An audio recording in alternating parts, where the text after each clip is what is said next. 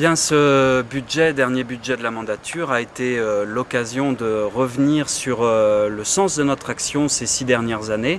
Et sur les sujets environnementaux, nous avions plusieurs grands sujets.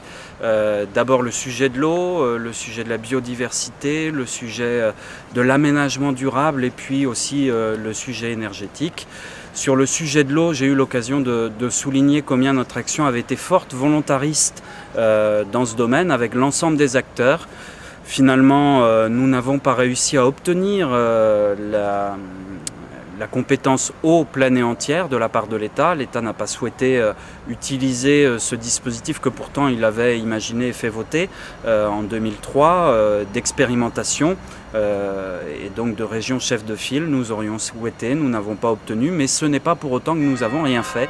Nous avons couvert l'ensemble de la Bretagne de structures de gestion de l'eau et je crois que les choses s'améliorent.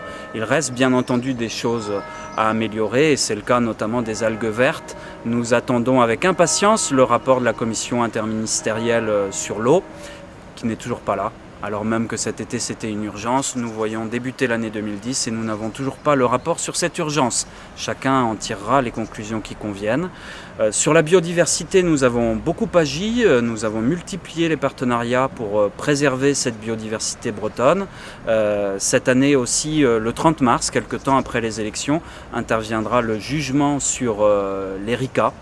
Et nous espérons bien que ce sera l'occasion de reconnaître le préjudice écologique que notre région a connu. Ça serait une première en droit français, la reconnaissance d'un préjudice écologique. Et je crois que ça sera un beau symbole pour notre action. Enfin, sur l'urbanisme durable, avec le dispositif Ecofort, nous avons aidé énormément de collectivités. Nous avons mis 24 millions d'euros à faire en sorte que la région soit pionnière en matière d'aménagement durable, de respect des normes environnementales. Bien avant le Grenelle de l'environnement, nous avions imaginé tout cela et nous l'avions rendu possible. Et puis un dernier mot sur l'énergie. On a réuni l'ensemble des partenaires, l'ensemble des collectivités et nous avons imaginé toute une série de préconisations énergétiques qui viennent faire en sorte d'amoindrir totalement la nécessité d'une centrale de cogénération ou en tout cas d'une centrale pour les pointes, grand sujet en Côte d'Armor.